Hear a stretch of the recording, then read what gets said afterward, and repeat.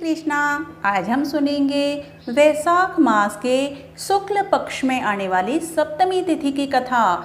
इस तिथि को गंगा सप्तमी के नाम से भी जाना जाता है। ऐसा माना जाता है कि इस दिन गंगा नदी में स्नान करने से जीवन के सारे पाप कट जाते हैं। इतना ही नहीं, इस दिन दान देने से धन और संपदा में भी बढ़ोतरी होती है। माँ गंगा की उत्पत्ति इसी दिन की मानी जाती है। इसी दिन को गंगा जयंती के नाम से भी जाना जाता है।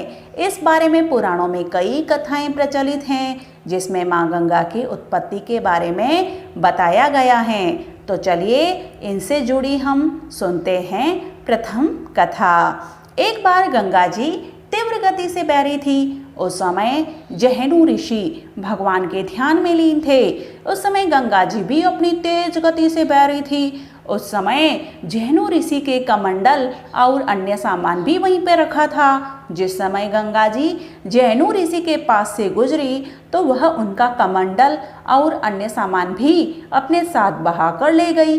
जब जहनु ऋषि की आंख खुली तो अपना सामान न देखकर वे क्रोधित हो गए। उनका क्रोध इतना गहरा था कि अपने गुस्से में वे पूरी गंगा को ही पी गए। इसके बाद ऋषि ने जहनु ऋषि से आग्रह किया कि वह गंगा को मुक्त कर दें। जहनु ऋषि ने दूसरे ऋषि का आग्रह स्वीकार किया और गंगा को अपने कान से बाहर निकाला। जिस समय घटना घटी थी उस समय वैशाख पक्ष की सप्तमी थी, इसीलिए इस दिन से गंगा सप्तमी मनाई जाती है और इसे गंगा का दूसरा जन्म भी कहा जाता है। अतः जहनु की कन्या होने के कारण ही गंगा जी को जाह्नवी भी कहा जाता है। अब हम दूसरी कथा के बारे में सुनेंगे। पुराणों में एक और कथा भी प्रचलित है। यह कथा भगवान श्री कृष्ण और राधा को लेकर है। एक बार ब्रह्मलोक में श्री कृष्ण और राधा रास रचा रहे थे। इस रास में श्री कृष्ण और राधा बहुत ही लीन हो गए। श्री कृष्ण और राधा अपने रास में इतने लीन हो गए कि वह जल बन गए। उनके जल बनने पर ब्रह्मा जी ने उन्हें अपने कमंडल में भर लिया। माना जाता है कि वह दिन गंगा सप्तमी का ही था। इसीलिए एक मान्यता के अनुसार गंगा जी की उत्पत्ति ब्रह्मा जी के कमंडल से भी मानी जाती है। इस घटना के बाद से ही गंगा जी की उत्पत्ति ब्रह्मा जी के कमंडल से भी मानी जाती है।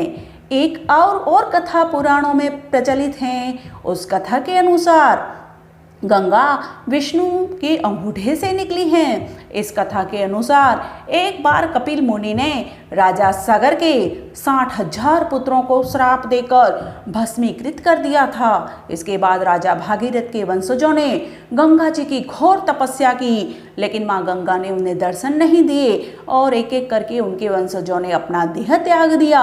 अपने पूर्वजों के उद्धार के लिए राजा भागीरथ ने भी घोर तपस्या की और उनकी इस तपस्या से माँ गंगा प्रसन्न हो गई। इस प्रकार गंगा जी को धरती पर भागीरथ लेकर आए।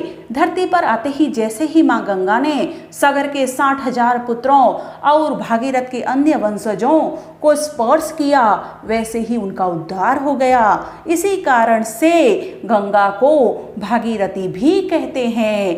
एक और कथा भी पुराणों में प्रचलित है। उस कथा के अनुसार माँ गंगा के बारे में कहा जाता है, जब भागीरथ ने माँ गंगा की घोर तपस्या की, उनकी इस तपस्या से प्रसन्न होकर माँ गंगा ने उन्हें धरती पर आने का वरदान तो दे दिया, लेकिन यह भी बताया कि उनका वेग इतना ज़्यादा है कि अगर वह धरती पर सीधे आती है तो वह पाताल में समा जाएगी। इस समस्या के समाधान के लिए भागीरथ ने भगवान शिव की आराधना की। उनकी इस आराधना पर शिव ने गंगा का वेग कम करने का वरदान दिया। भागीरथ ने इसके बाद माँ गंगा को धरती पर आने का आग्रह किया। जब माँ गंगा धरती पर आ रही थी उस समय भगवान शिव ने उन्हें अपनी जटाओं में जकड़ लिया। जटाओं में जकड़े जाने के कारण माँ गंगा का वेग कम हो गया, जिसके बाद माँ गंगा कैलाश से होते हुए धरती पर आई और भागीरथ के पूर्वजों का उद्धार किया। पुराणों के अनुसार यह वही दिन था जब गंगा जी भगवान की जटाओं के अंदर समा गई थी। तो इस तरह से ऐसे हमने बहुत सी पुराणों में प्रचलित कहानियों को सुना।